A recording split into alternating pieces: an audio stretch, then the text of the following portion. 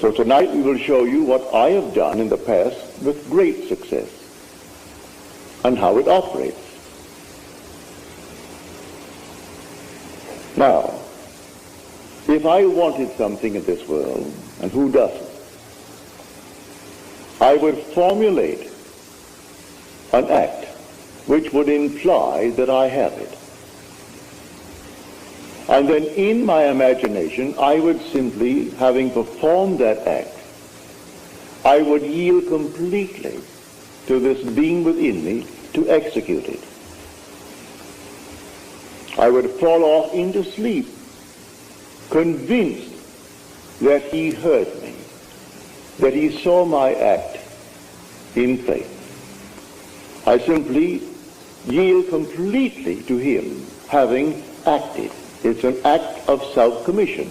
I perform the act. What act? I act as though I had what I sought. I act as though I heard that you have what you asked of me. I perform an act, and then I yield completely to that depth of my own being, who is God, and allow him from that depth to externalize it for me. All I have to do is to completely yield to this being within me, for he has ways and means I, on this level of my being, know not of. I rise then under compulsion. And under this compulsion, I go through a series of events which will lead up to the fulfillment of that to which I yielded. I assume that it's done. And then I commune with myself and gave thanks within me that it is done. And it works in every way. You want to be, and you name it.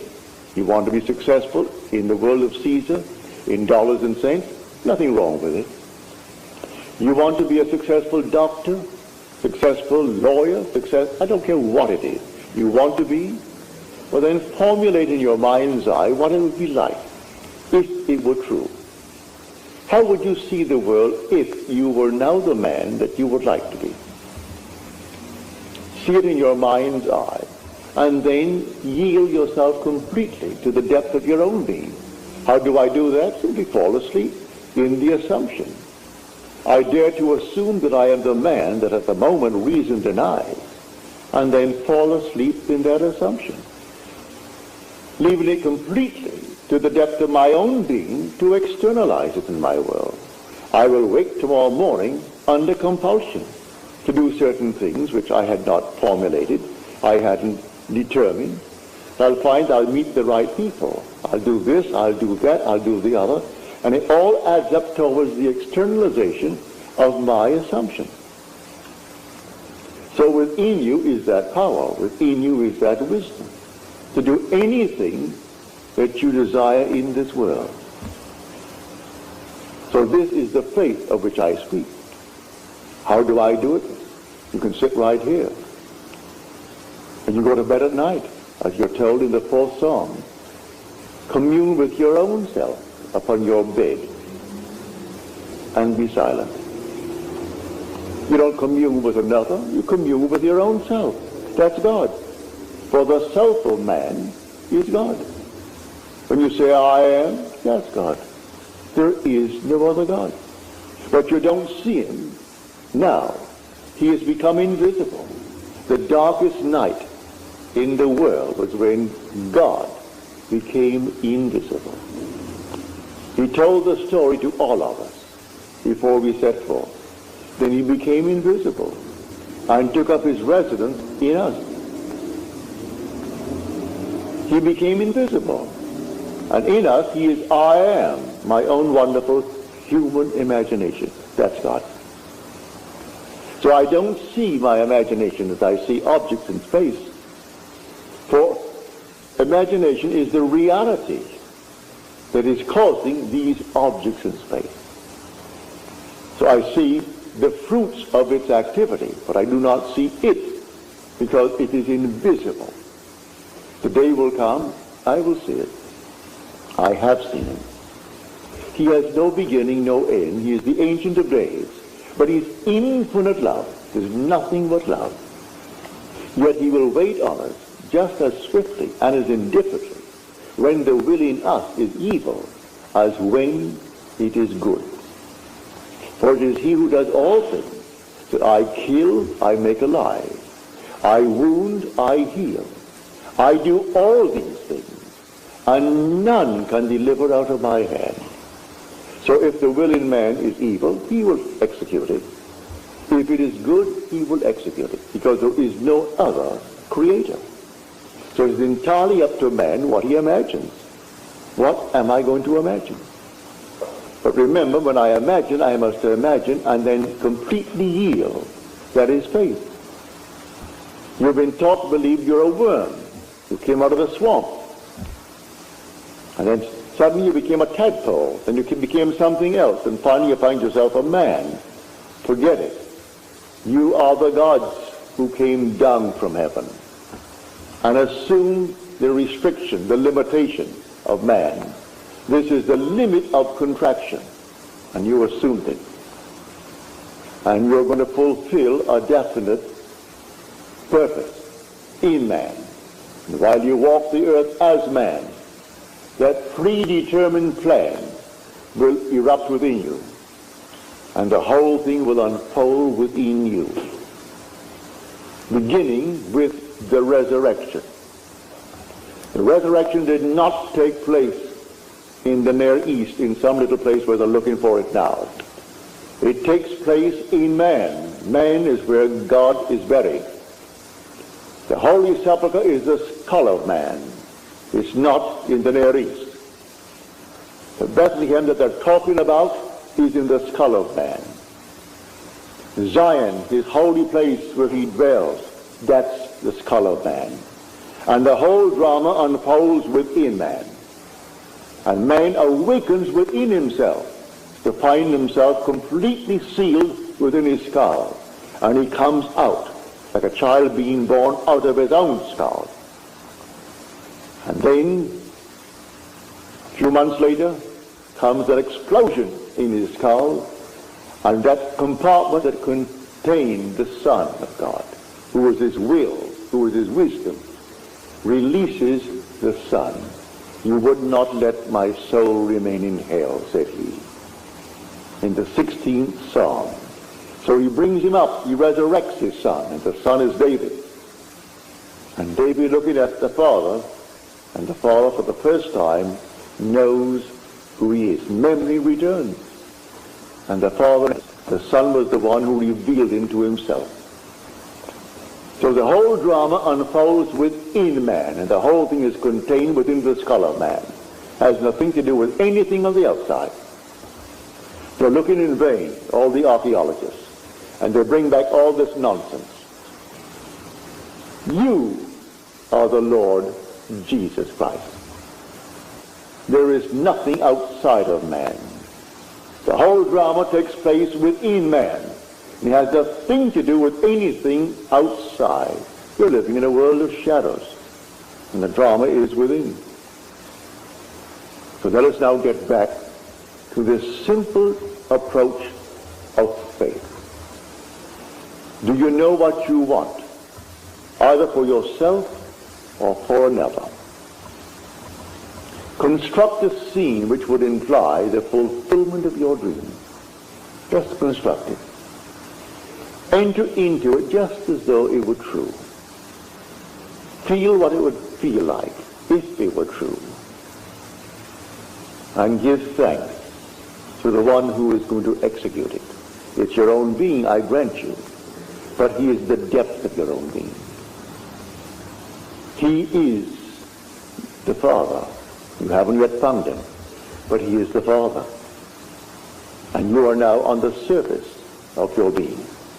So fall asleep in the conviction that things are as you desire them to be, in confidence that he will execute it.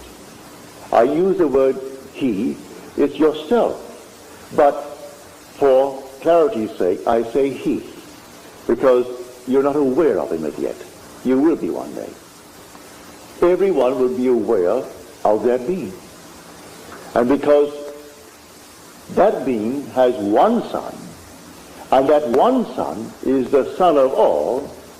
We are one. There's only one. There aren't millions of gods, only one God. But the one God is made up of a brotherhood. And we are the brothers, raising ourselves to the level of the one God. But I've been sent to tell you this, and tell you I will and must.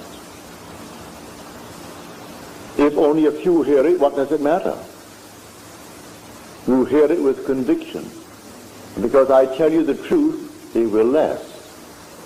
I am not here to set up some little ism. I am not here to speculate and try to set up some little philosophical setup that may work. No. I want no church, no ism. Just to tell you who you are. And you will tell it to others, and others will tell it, because in the end you're going to prove it to be true.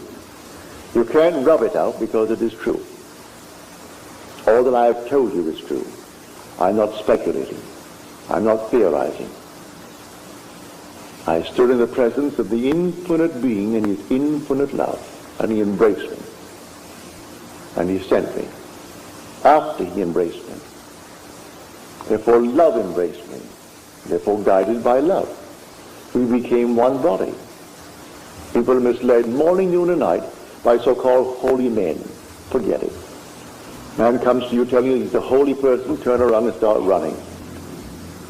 All these holy fellows, they just simply meet you and meet another crowd, and next thing they do, they run to the bank with what was in your pocket. Picked up one fellow here, he's flying off to Switzerland. He was in Spain after having collected a fortune. They found $300,000 on him. And he was at the Maharishi that came up through this country. It wasn't the Maharishi, it was his secretary running off to Switzerland, where you'd put it into your Swiss bank. And all the people fall for it morning, noon, and night. And so if you're taking Noah, you hate to hear it, because people hate to know that others know they were beguiled. And so those who gave their fortunes to him, $500 to teach them how to meditate, of all the nonsense in the world. Teach you how to meditate? It's just a simple, simple thing. You don't meditate on your navel. You don't meditate on any of these things whatsoever. You know what you want? What would the feeling be like if it were true? What would it be like? Assume the feeling of the wish fulfilled. Well, anyone can do that. A child can do that. What would it be like if it were true? That's meditating. Now yield completely. And the being within you will take that and externalize it for you. Meditating on your Kundalini fire and all this nonsense. Has nothing to do with it. I'm going into so-called diets. Diets will not commit you or commend you to God. He gave you a palate, didn't he? Or then exercise the palate too. And so I'm going to go on a certain diet. A friend of mine went on the diet of things that you should only feed parrots. Well, she isn't a parrot. Eating pumpkin seeds, eating all these things. If you really enjoy them, but don't tell me that you really enjoy them. You, of course, you could acquire a taste for anything. I don't say you can't. But exercise that God-given gift. It's a palate. And simply enjoy it. So, to come down to the night's message on faith. By faith, the worlds were created by the Word of God. Faith does not give reality to the unseen things. Faith is loyalty to unseen reality. For this thing exists. All things exist. I tell you from my own experience that the entire world that is unseen to the world exists now. It actually exists. Not out there beyond the stars, right here. It's all existing right here. And the day will come that you will actually awake and you'll be able to step into these unnumbered sections of time. 1,000 years ago has not passed away.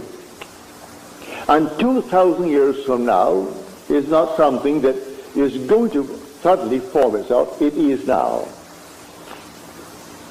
And you are simply in a section of time. And the day will come you'll be able to move into any section of time. All these things exist now. And the purpose of it all is simply to awaken. And when you awaken, who are you? You are the author of it all. You are God. God the Creator. But to come back to our wonderful approach tonight. You want a better job? You want more money? You want this? You want that? Don't be ashamed of it. Who gave you the urge? Your Father did. You have the desire. It came from the depths of your own being. So He can execute it. He only asks you to have faith. Faith in what? Faith in Him. Have faith in God. All right. Where is He? He is my own wonderful human imagination. I cannot see the fulfillment now, but He will do it. Well now, assume that I am already the man that I want to be, and yield completely to that assumption, and fall asleep. Just completely fall asleep and completely forget it. A lady who is here tonight, she called me up on the phone here just a few days ago, and asked something of me. I will not tell you, it's too personal. But she asked me to please care for a certain thing. It's so simple. I sat in my chair after I spoke to her on the phone and heard her tell me. Well, she came back tonight and told me that it has happened. She is here. She's seated here tonight. Drove all the way in from San Bernardino to tell me this story. And it simply worked. What did I do? It didn't cost me anything. Cost you nothing. What does it cost anyone to have faith in God? Why put a price on it? Why charge anyone? It costs nothing.